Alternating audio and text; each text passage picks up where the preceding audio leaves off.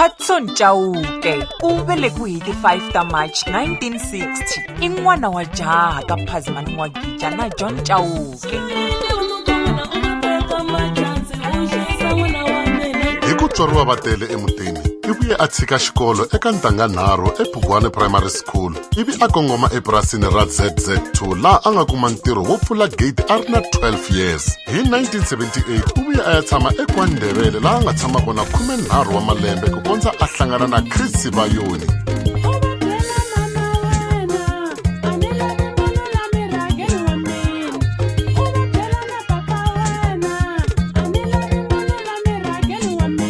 A humelerisa ti-album ta yena ta nkombo leti a ti vitaniwa Bullfighter 1-7. U ve a kandziyisa na ntsongwana wa yena Samson Chauke loyi a nga n'wi nyika vito ra Sam Sikiza eka ti-album ta yena hinkwato.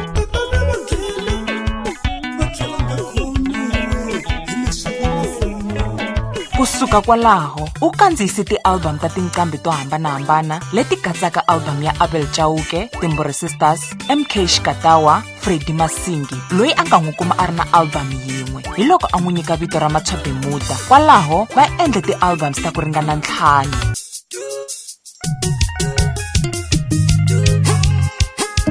Ti-album hinkwato ta Penny ta Makhwaya ti kandziyisiwe hi yena.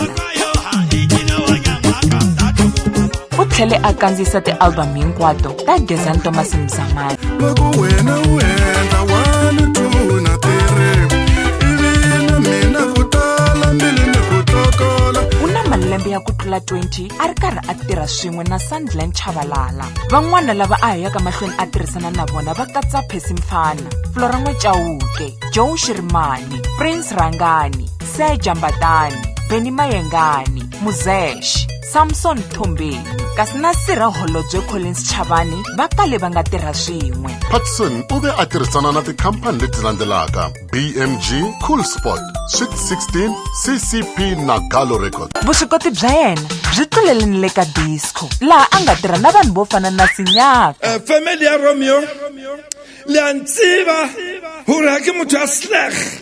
Loko se hi la ku vulavula ntiyiso, mpfumawulo wa Makhwaya wu te na Patson Chauke. Na sweswi hi vulavulaka u le ku endleni ka album yin'wana ya Makhwaya na Penny.